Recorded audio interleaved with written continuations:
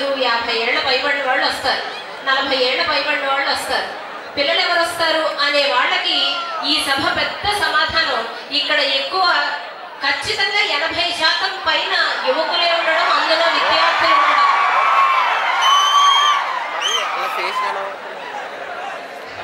తెలుగదేలయన్న దేశంబు తెలుగు, ఏను తెలుగు వల్ల భుండ తెలుగు కండ, ఎల్ల నృపులు గొలువ ఎరుగవే బాసాడి, దేశ భాషలందు తెలుగు లెస్స అని ఈ మాటని ఒక కన్నడిగుడు చెప్పిన మాట. మన భాషని ఎంతసేపు మనం పొగుడుకుంటే ఎలా ఉంటుంది, మన గురించి మన ఇంట్లో వాళ్ళు చెప్పిన దానికి, మన గురించి మన పక్కింటి వాళ్ళు చెప్పిన దానికి చాలా తేడా ఉంటుంది. అజంతాలుగాను ఉంటాయి, హలంతాలుగాను ఉంటాయి. కానీ ఒక్క తెలుగు మాత్రమే ప్రతి పదము కూడా అచ్చుతో అంతమవుతుంది. కాబట్టి వినడానికి అంత వినసొంపుగా ఉంటుంది. అందుకే దీనికి ఇటాలియన్ ఆఫ్ ది ఈస్ట్ అనే పేరు. ఇలాంటి గొప్ప సభలను నిర్వహించి తిరిగి మళ్ళీ యువతలో భాష పట్ల ఒక అభిరుచిని కలిగించి, ఎందుకు ఈ మాట అంటున్నారు అంటే, క్రితం సంవత్సరం తెలుగు మహాసభలు భీమవరంలో జరిగినప్పుడు అక్కడ నా చేత అవధానం చేయించారు. ఇప్పుడు 17 ఏళ్ళు కూడా లేని ఒక ఉప్పలగడి భరత్ శర్మ అనే ఒక యువకుడు అక్కడ నన్నయ్య వేదిక దగ్గర అవధానం చేస్తున్నాడు. అంటే అప్పుడు జరిగినటువంటి ఉత్సవాలు ఖచ్చితంగా యువతలో స్ఫూర్తిని, ప్రేరణను నింపాయి అని అనడానికి మనకి ఉదాహరణగా ఈ రోజు ఇంకొక అవధాని అక్కడ తయారై కనిపిస్తున్నాడు.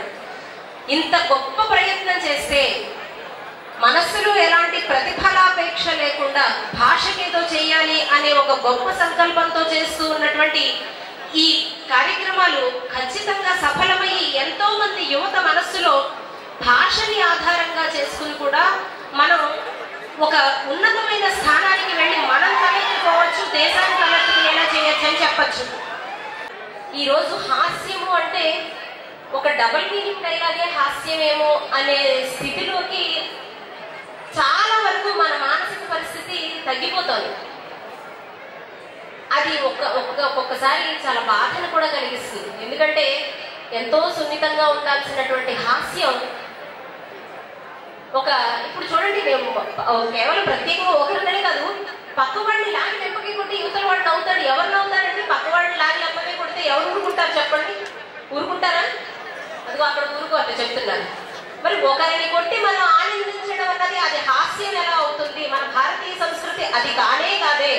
భారతీయ సంస్కృతి ఎలాంటిది అంటే, తన కొడుకుని చంపేసిన తర్వాత కూడా ద్రౌపది దగ్గరకు వచ్చి, నేను తీసుకొచ్చి ఇప్పుడు వాళ్ళందరినీ అశ్వత్థామని తీసుకొచ్చి ఆయన కాళ్ళ ముందు పడేసి, ఆవిడ కాళ్ళ ముందు పడేసి ఇప్పుడు చంపేద్దామా ఇతన్ని అని అడిగితే, కన్న కొడుకుని పోగొట్టుకుని బాధలో ఉన్న ద్రౌపది చెప్పిన మాట ఏంటంటే, ఈ బిడ్డ కూడా ఇంకొక అమ్మకి కొడుకే కదా, వీడిని చంపేస్తే నా కడుపుకోత ఎంత భరిస్తున్నానో ఇలాంటి కడుపుకోత ఇంకో స్త్రీ భరించాలి కదా, విడిచిపెట్టే పర్వాలేదు అని చెప్తుందట ద్రౌపది. ఇది భారతీయ సంస్కృతి. అంటే తన కష్టాన్ని, ఇతరుల కష్టాన్ని సమానంగా చూడగలగడం అన్నది మనకి భాష నేర్పేటువంటి గొప్ప విలువ. ఇది భాషలోనే దొరుకుతుంది. మీరు ఇంజనీర్లుగా బ్రతకండి, డాక్టర్లుగా బ్రతకండి, లాయర్లుగా బ్రతకండి, లేదా ఇంకెలాగైనా బ్రతకండి, కానీ ఎలా బ్రతకాలో మాత్రం మనకి భాషే నేర్పుతుంది. ఏ విధంగా బ్రతకాలి అన్నది భాషే నేర్పుతుంది. 2+2 = 4 లేదా a+b² = a² + b² + 2ab. That implies మీరు ఎప్పుడూ నిజమే మాట్లాడండి అని ఏ లెక్క చెప్పదు మనకి. చెప్తుందా? ఏ లెక్క అయినా చెప్తుందా?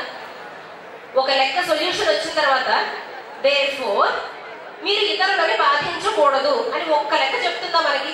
చెప్పదుగా.